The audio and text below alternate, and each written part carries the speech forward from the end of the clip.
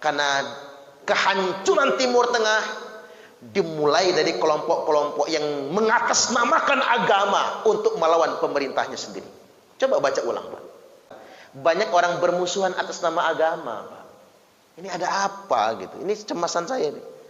Bahkan mohon maaf Bapak Ibu, melawan pemerintah atas nama agama. Seakan-akan kalau melawan pemerintah itu termasuk jihad. Itu salah, Pak. Malapetaka itu dalam agama, tidak boleh. Agama itu nggak boleh kita manfaatkan untuk arogansi, nggak boleh. Apalagi untuk menipu orang awam, memanipulasi orang awam atas nama agama, itu tidak boleh itu. Makanya jangan salahkan kalau pemikir ateis mengatakan religion is an opium for the people. Agama itu candu buat rakyat. Kadang-kadang gitu, agama dibuat sedemikian rupa agar rakyat itu jadi bodoh dengan agama. Sesuatu yang sudah dibumbui dengan agama digunakan sebagai alat politik untuk mengadu domba. Ustadz ngomong begitu berani amat, emang ada buktinya? Ada Pak buktinya. Sejarah sudah membuktikan. Perang Jamal itu ngapa terjadi? Karena tukang fitnah yang mengatasnamakan agama. 18.000 sahabat Nabi meninggal dunia. Kemudian yang berikutnya perang Siffin itu 80.000 sahabat Nabi meninggal dunia. Gara-gara apa? Arogansi atas nama agama. Ya namanya penguasa itu nggak sempurna Bapak Ibu. Pasti ada kesalahannya ya Pak. Betul nggak kira-kira? Tapi jangan lihat melulu kesalahan, karena kelebihannya lebih banyak. Ya bayangkan Khalifah Utsman itu, ya mungkin dia nggak sempurna sebagai manusia. Tapi karena orang nggak puas dengan pemerintahan dia, Utsman itu apa tuduhannya? Korupsi, karena dia kaya. Padahal Utsman memang kaya Pak. Itu apa tadi? Nepotisme. Karena waliul balad, gubernur-gubernur itu dari keluarga dia semua. Maka terjadilah demo 40 hari 40 malam. Khalifah Utsman itu ditusuk dadanya Bapak Ibu sedang baca Quran itu. Khalifah Utsman. Padahal umurnya sudah berapa Pak? 79 tahun. Sudah hampir 80 tahun. Bisa apa sih umur 80 tahun kan begitu? Tapi itulah fitnah atas nama agama. Yang paling serem itu begitu, perang Ka'bah. Perang Ka'bah itu Bapak Ibu, perang gubernur Mekah lawan Khalifah Malik bin Marwan bin Al-Hakam. Jadi Malik bin keturunan ya Muawiyah juga, Bani Umayyah itu. Jadi perangnya di Mekah. Khalifah lawan gubernurnya. Gara-gara isu agama juga. Tuh kalau bapak-bapak baca sejarahnya, Ka'bah itu rontok. Masjidil Haram terbakar. Perangnya dalam Masjidil Haram. Bayangkan seandainya itu terjadi di zaman sekarang. Dulu Abrahah saja mau merontokkan Ka'bah, datang pasukan burung ababil. Dikasih bom atom ya Pak, bom-bom dari neraka itu. Batu-batu itu bom nanti kan. Dikasih bom-bom tersebut Bapak Ibu, mati semua. Pas Abrahah sama pasukannya itu. Nah ini kejadian perang Ka'bah itu pakai batu lontar. Batu lontar itu begitu, apa bom lontar. Perang Ka'bah itu bom lontar. Jadi pakai ketapel, istilah orang sekarang itu ketapel. Ketapel raksasa itu dilemparkan ke dalam Ka'bah. Batu-batu gede itu ke dalam Masjidil Haram. Masjidil Haram itu rontok, terbakar. Ribuan umat Islam mati di situ. Bukan perang sama orang non muslim, bukan. Perang antar sesama orang muslim. Apa akibat dari apa? Menggunakan agama sebagai alat politik. Itulah akibatnya. Ini saling mengkafirkan satu sama lain. Itulah saya baca itu perang yang sangat saya sesalkan. Mengapa terjadi? Sejarah nggak mungkin bohong. Sejarah nggak mungkin berdusta. Makanya kita di Jamaah Darul Akhirah ini jangan mau digeret-geret oleh orang-orang politik itu untuk digunakan sebagai alat-alat politik. Apalagi tujuannya untuk mendelegitimasi pemerintah. Nggak boleh itu. Karena begini Bapak Ibu, negara kita harus menjadi negara yang besar. Nggak boleh. Makanya Nabi bersabda, man kariha min amirihi say'an, barang siapa yang membenci urusan pemerintahnya, sesuatu kebijakan pemerintahnya, ya namanya pemerintah punya kebijakan like and dislike. Ada yang suka, ada yang nggak suka. Wajar itu Pak. Termasuk saya lah. Emang saya suka semua kebijakan pemerintah? Ya ada juga yang saya nggak suka.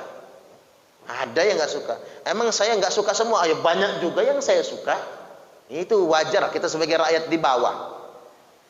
Kecuali kalau kita yang jadi pemerintahnya enak juga tuh kan.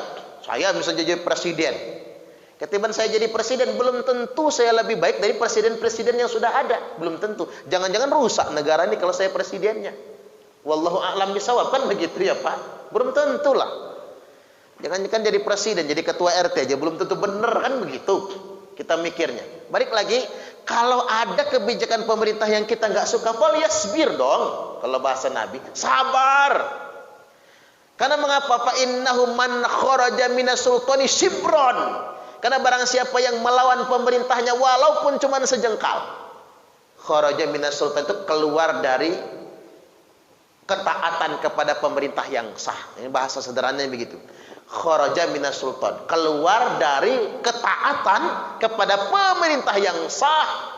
Barang siapa yang keluar dari ketaatan dari pemerintah yang sah, mata mitatan jahiliyah, lalu dia mati, matinya mati jahiliyah. Tuh kan, tidak mati muslim. Nah, penting ini dipahami orang Islam. Mengapa Timur Tengah itu ancur-ancuran, Pak?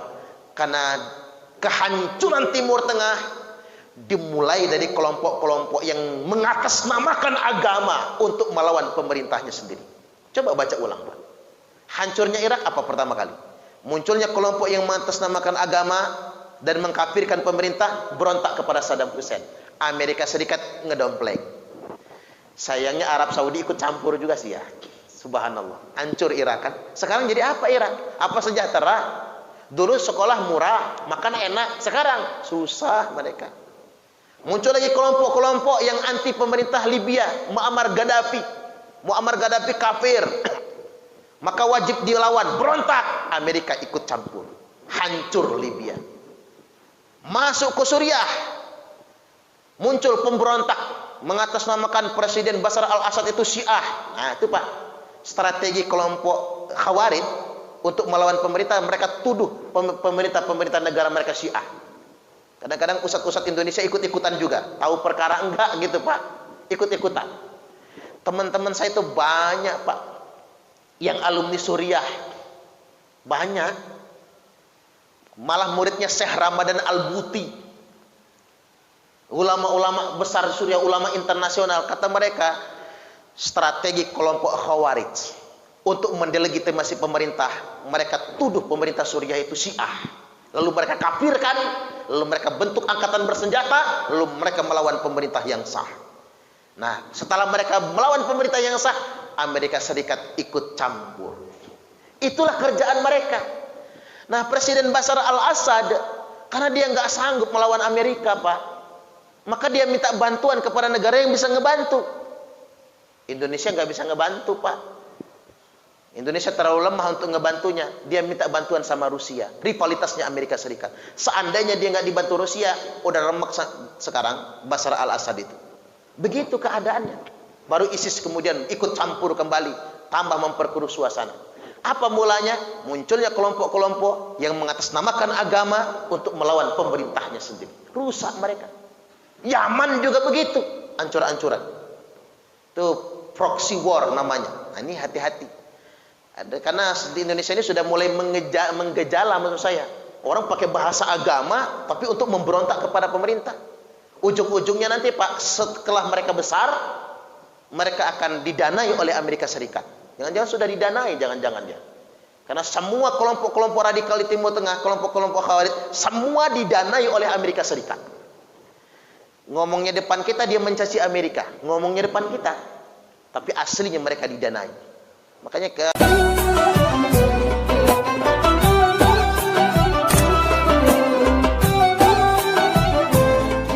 sekecil apapun amal, Bapak Ibu niatkan untuk mendapatkan ridho Allah. Mudah-mudahan kita dengan sholat subuh ini, sama kajian subuh ini, Allah ridho dengan kita semua. Allahumma amin, amin ya rabbal alamin.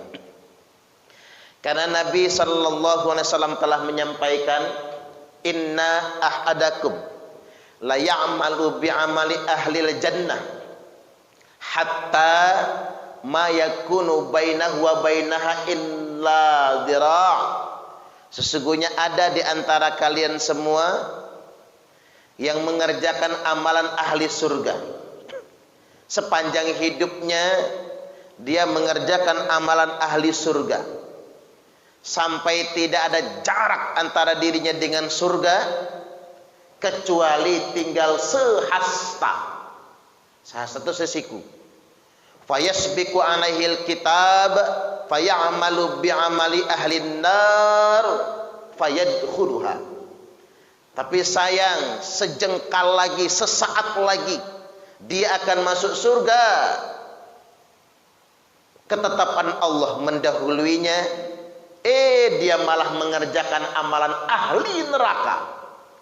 Lalu dia mati, fayadkhuluha, lalu dia masuk neraka. Tuh kan Pak, ini bahasanya sepanjang hidupnya mengerjakan amalan ahli surga. Tidak ada jarak antara dirinya dengan surga kecuali tinggal sehasta. Tapi sayang, sebentar lagi dia mau masuk surga, dia kerjakan amalan ahli neraka, lalu dia mati masuk neraka. Tuh kan. Jadi memang kita ini mau nggak mau fokus saja ridho Allah Ta'ala, itu fokus ke sana. Wa inna ahadakum la ya'malu bi'amali ahlin nar. Dan sesungguhnya ada juga, kata Nabi, salah seorang di antara kalian yang sepanjang hidupnya mengerjakan amalan ahli neraka, hatta ma yakunu bainahu wa bainaha illa dhira', sampai tidak ada jarak antara dirinya dengan neraka kecuali tinggal sehasta. Fayasbiqu alaihil kitab, ketetapan Allah mendahulinya, fayamalu bi'amali ahlil jannah fayadkhuluha. Ketetapan Allah mendahului, sesaat lagi dia akan masuk neraka, dia kerjakan amalan ahli surga, lalu dia mati masuk surga.